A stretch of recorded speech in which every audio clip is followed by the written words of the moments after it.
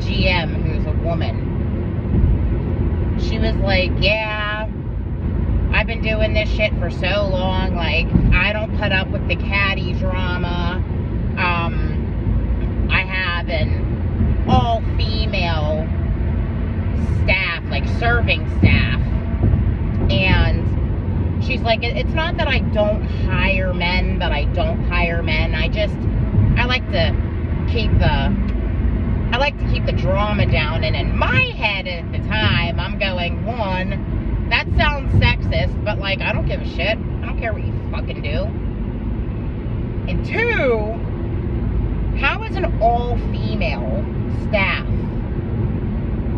less catty than a staff that has men in it, right? So they've presented very cool.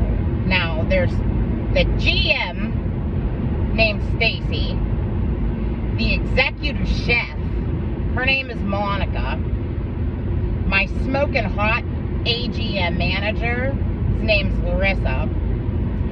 And then at the bottom of the management, they have this woman named Lisa, who they baited and switched, like they do all the time, to the strong servers and bartenders, who, we are in a fucking dream movie, nightmare hell world, if I haven't mentioned that. Same make and model, everywhere. There are 5 people that I work with within the, month that I've been there? 5 of them, including Lisa, who are diagnosed the fuck up and are admittedly on medication, in therapy, seeking treatment, and they break their backs to help everybody else. No matter how fried and frazzled and fucked they are in their own heads, bend over fucking backwards to help everybody else. When you start playing the same make and model game, you're good. It's a good start. When you start going, oh fuck, me and all of these people, same make, same model, same cum stains in the back, same fucking VIN. It's a lot. And the upper 3 will pick on Lisa, and they will pick on the people who know they have fucking problems, and they fuck with them. Larissa is cool as shit. And somebody told me wrong about her. She's not half Mexican, half Italian. She's half Irish, half Nigerian. And I was like, oh, mommy likes the darkies, eh? And she's like, no, my Irish daddy does. And I'm like, what? Ah, that's so cool. Because it's cool when it's flipped around. It's like a minority group whenever it's like black women with white guys. Like guy that I'm talking to, he's white as fuck. Super European. Super needs some help in his genetics and his bloodlines, right? He was with a real dark, really pretty black chick for like 8 years. Like, I think that's cool. I have never personally dated a black guy, but I dated 100% Honduran guy before. Honduran. Who was like imported here from Honduras. Fucking shithole. To another shithole. And until I went through my breakdown or my dark nights of the soul, I would kind of say, like, I'm not racist, but my vagina is. Like, I'm attracted to what I'm attracted to, and it's just like, I've just always been around white people and stuff. And then when I went through my dark nights of the stool and I started working at the waterfront in Bravo, them dark nights started looking good. And I started dabbling with the darks. But I never dated one, but had me some fucking fun. Black guys love chubby, exotic looking white women. So, you know, it's kind of stereotypes that happen. Numbers are the numbers, you know? But they will all pick on Lisa. And she's the one, Lisa's the one who told me how fucked up her son is about being in Afghanistan. And she is so fucked in her head. And it breaks my fucking heart. So this woman, because all of the mentally charged up people are instantly drawn to me because I'm going, yeah, fuck yeah, I'm mentally charged up. You want to know why? You want to know why we're all charged up mentally? And I give them pieces of information, the highlight reels of what the fuck is going on in the world and what I think, but still get along with normal people. And last night, I mean, it's been rough. Like, the fucking dishwasher went down. That one Bronx Latina Mexican woman, she's been a total bitch to me. A total bitch to me. And is one of those really greedy people. Real fucking greedy and nasty. And thinks that one server or two servers can keep the entire ship going. And she tries to chase people out the fucking door. And she does. And she has. And it's a problem with this bitch. So, she came up to me the other day and was like, yeah, honestly, like, when you first started, I was just like, fuck this bitch. Like, I like to chase him out and make all the money. But I'm really glad you stuck around because I was carrying her ass on my back too. Fucking bend over backwards. I run my ass off to make sure that the ship doesn't sink. I don't care if that means I have to go help the dish pit. Because if the dish pit falls, the kitchen falls, the whole fucking restaurant falls. And it's not about the $2.83 an hour that we don't make and we're just working for tips. Nobody is making $2.83 an hour. This is the fucking greed. Greedy motherfuckers, right? So, I'm the only one who is cool and capable of bartending there.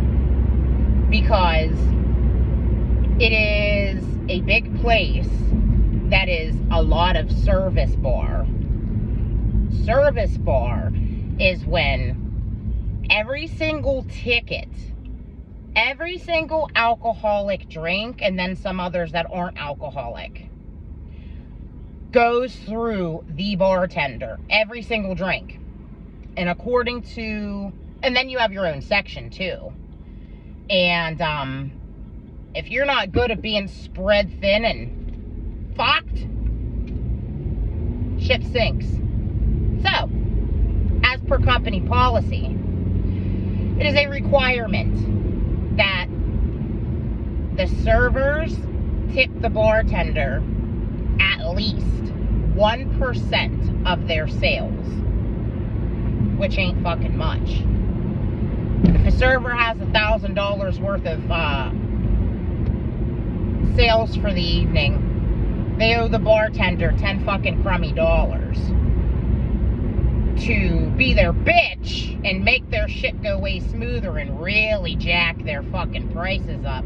Because these alcoholic drinks are so ridiculously expensive for no fucking reason. But bad entities and fine wine and bad spirits.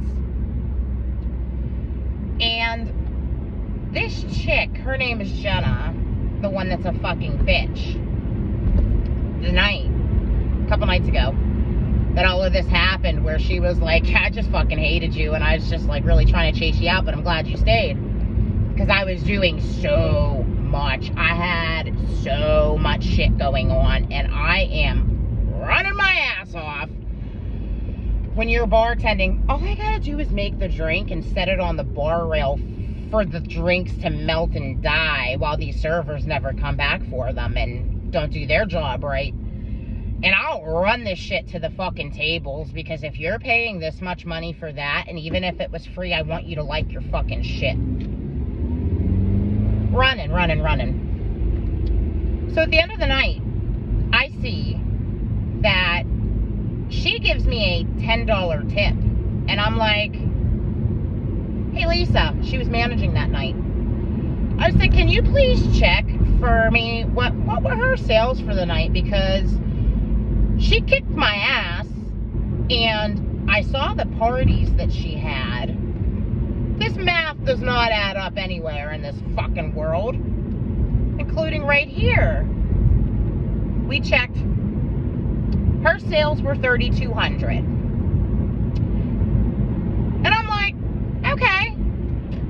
Well, we leave a note for Larissa, because Larissa was opening the next day with a bunch of question marks going, hey, like, it's 1% of sales, not 33% of 1% of sales. Like, what the fuck? And Lisa's like, she does this all of the time. Like, a bunch of them do this shit. They will not tip you, but they're supposed to tip you. And I'm like, well, I didn't think it was fucking negotiable at all. Like, didn't think that was negotiable. So I kind of, want this taken care of. And when the tips hit, because we get our tips on a pay card, wasn't adjusted. So I'm talking, I tried to call Larissa, she didn't answer. And I texted her, I'm like, hey, am I crazy? Or did I get a $10 tip from Jenna? After she screwed me, didn't pull my hair, didn't make it fun, not in a little tiny bit of a way. What the fuck? And she's like, we're not allowed to adjust it based off of what they tell us to give you. And I was like, okay, so what I'm hearing you say is you have a company policy. That's not a company policy, it's an option. And nobody can bartend because this shit is so hard. But it is an option for all of these women to fuck each other. And she's like, yeah, pretty much. She's like, I can talk to her. She was like, but we had a manager get fired before for doing that, for adjusting the credit card tips correctly. They got fired for it. And I'm like, oh, wow. That's funny. I was like, yeah, like, you can talk to her or I can talk to her. Like, whatever you want to do, however you want to handle it. So then she goes and talks to Stacy, the GM. And Stacy's like, we're not allowed to discuss that. Like, we're not allowed to talk to that with servers and bartenders. They have to talk about it on their own. And I'm like, okay. So when I worked for the shitty sister company of this, Bravo, the problem was no management. And my last job, the problem was no management. And I come to this place and I see a bunch of managers who are getting paid buku bucks to do fucking nothing. Like, you're just going to keep pitting people against each other and wondering why work environments are so toxic. And, fucking yesterday, Monica, the executive chef, does not do anything. She sent out burnt-ass food to my tables repeatedly, knew it was burnt, tried to bury sausage in marinara sauce to keep people from seeing, as if they weren't gonna put the sausage in their fucking face holes like normal. Like they weren't gonna be able to taste the fact that they were eating a shit brick. Literally, it is fucking unbelievable. So this woman does absolutely fucking nothing. She makes about $85,000 a year there. And when there's no to-go or no host, like, nobody's ever said a word to me about having to, like, answer the phones or do, like, OLO orders, like, online orders and shit. Like, I don't know how to do that shit. I can't even work my kid's fucking tablet, let alone, I don't know their little tablet system at the host stand and shit. And last time I checked, managers are actually supposed to be going the hardest for a company, especially when they're making $80,000 to $85,000 a year. And the phone was ringing off of the fucking hook when I got there, because there was like nobody or whatever. And this tiny little legs, and little tiny little legs, and her tiny little ass, and her weirdly, awkwardly big body. Like, I'm a big bitch. At least I'm consistently big. Tiny little legs. Wouldn't move. Would not answer the fucking phone. Then, we have this Thanksgiving feast shit. All of a sudden, like, I've never done this shit before. She comes up to me for this huge online order that was working before I even got there, and she's like, okay, I need 24 butters counted out. I'm going to need 8 loaves of bread. They're coming in an hour. And I'm like, okay. Like, all right, I'll do that shit. And a little while later, she comes up. She was like, hey, just so you know, what happened is, it comes with, this package comes with 3 frozen pies. She goes, she pulls them out of a little box they come in, and she goes, so I cut them. So what you have to do is make these chintzy pie boxes, and put them in the pie boxes and do all of this shit. And I'm like, all right, okay. And then somebody comes in the back of the kitchen and goes, hey! And I'm like, what? And this younger black chick's like, I'm out front. And I'm like, okay, here I come. Come around the corner. It's 2 huge black chicks pointing at a third little one, and they're fucking yelling at me. They're going, she has an interview. We need a manager. She has an interview. And I'm like, oh, do all 3 of you have an interview? Or is it just the little one? Fucking attitudes. Like nasty, like pack mentality. And well, she has an interview and we're just here for it. And I'm like, okay, goon squad, I'll be right back. I go up to Monica, who's doing nothing. And I'm like, there's like somebody out here for an interview or whatever. And she's like, that interview was 3 hours ago scheduled. Go tell Lisa to deal with it. Literally, these fucking people will point at each other and just pawn shit off on Lisa and just go make Lisa be their bitch. Lisa's back her busting her balls all day making tiramisu and shit. I go back, I'm like, hey Lisa, I know that you're the only person that like seems to be working right now back here, but I guess there was an interview, Monica knew about it, they're late, she doesn't want to go fucking deal with them. I'll come up to the front with you because it seems like her buddies know that she's 3 hours fucking late and they're gonna be confrontational or something. So, you know, Monica doesn't want to do anything. I'll come out front with you because she wants me to have you go deal with the situation, and I'm not sending you out there by yourself. So, let's go fucking deal with these people and get them the fuck out of here. And then the phone's ringing off the fucking hook, and Monica's standing next to it. And I'm like, I am so tired, I can't stand repetition. I'm tired of hearing the fucking phone ring. I answer it, and this bitch is asking me all kinds of questions about the Thanksgiving package I know nothing about. So I'm like, oh, please, let me get you a manager, because I've never seen a server answer the phone in my fucking life at this place or Bravo. And I didn't know how to put the fucking phone on hold, so I muted it. I'm like, hey, Monica, like, this lady's asking a bunch of questions about the Thanksgiving dinner feast. And she was like, oh, come over here. Here's a sheet. Here's a sheet with all kinds of bullshit. She did not want to get on the phone with this fucking lady. And I'm just like, okay. And then, after I'm done explaining all of this shit, she goes, okay, so I want to make reservations for Thanksgiving. And I'm like, hold, please, because I don't know how to do that. I'm like, hey, Monica, do you want to take over the phone while I do all of, you know, the bitch work, basically? I said, this woman wants to make, like, a reservation, and I don't know how. And she's like, oh, yeah, they do it on the tablet at the host stand. I said, I don't do that. I don't even know how to do that. So what I'm going to do is I'm going to write her information down, and I'm going to hand it to you, and I'm going to call it a day, because this ain't my fucking job.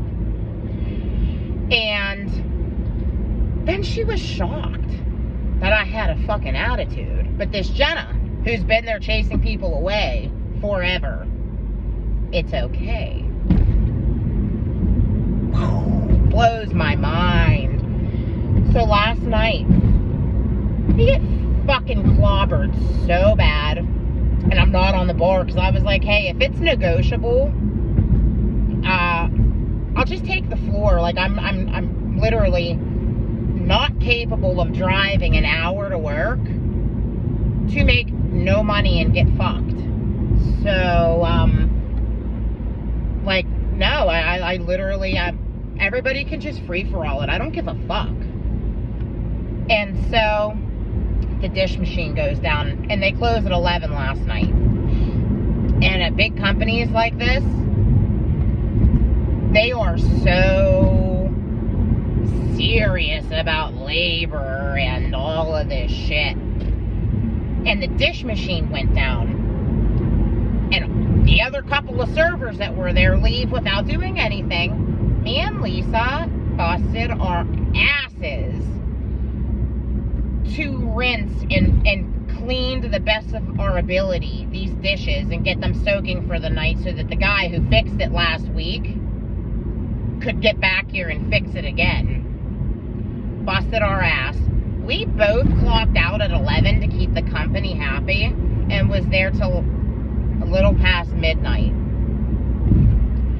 And the place was trashed, and we went so hard. We went so fucking hard together, and just talked. We were just talking. I just let this woman pour her fucking misery on me.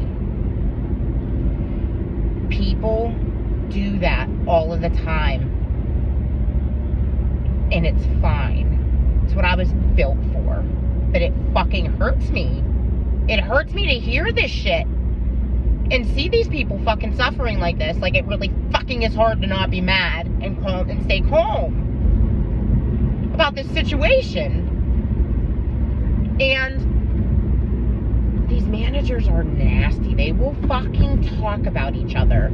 And these servers will talk shit on each other. And I'm just cruising around like, not my circus, not my monkeys. I don't want to fucking hear it.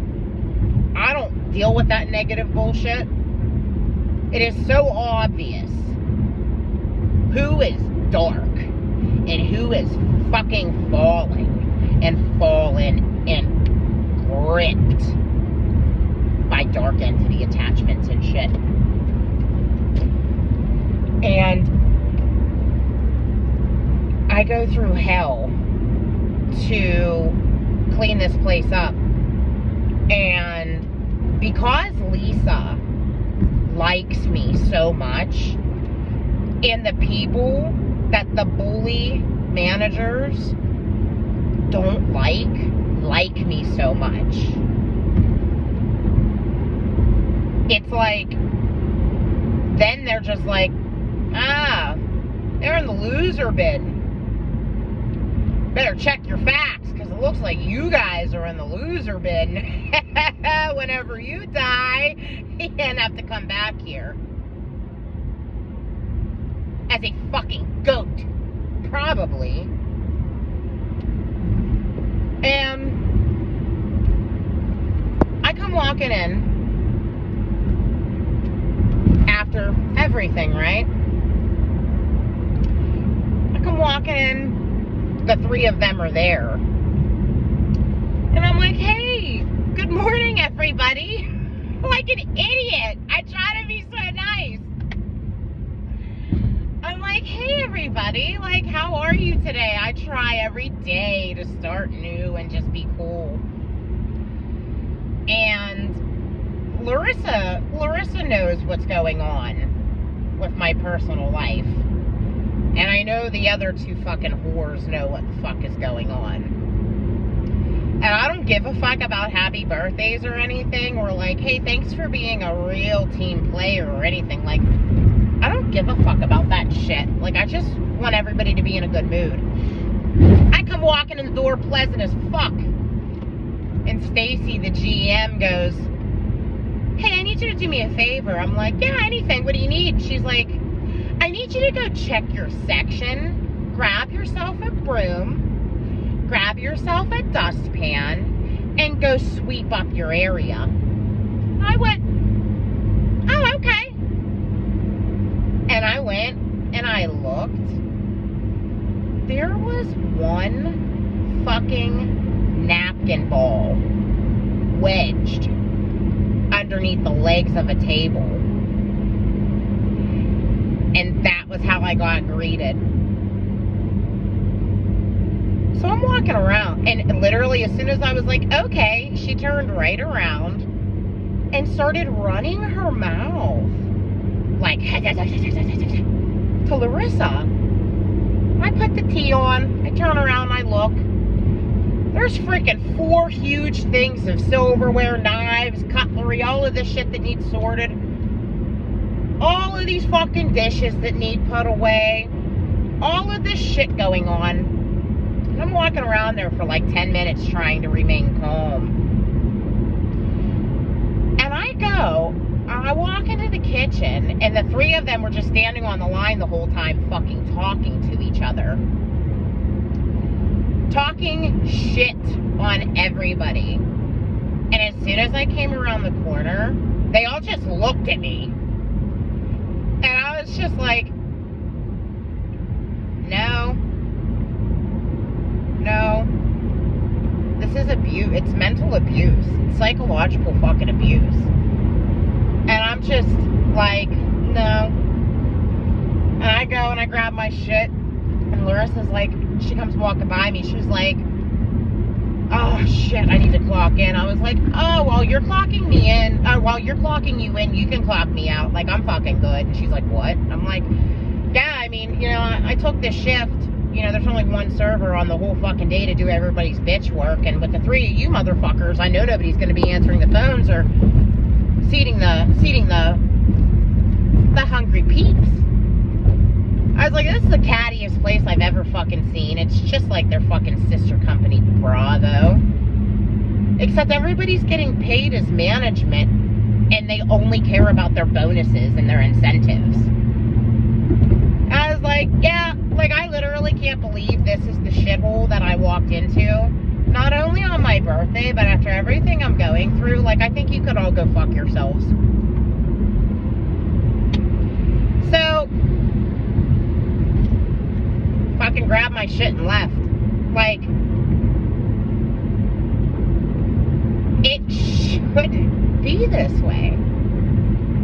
It shouldn't be. All of these poor mentally charged up people who keep trying to work and keep trying, getting their teeth kicked in.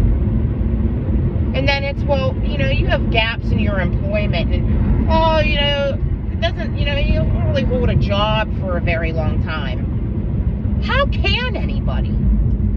How in the fuck can anybody put up with this shit? It's fucking gross. gross.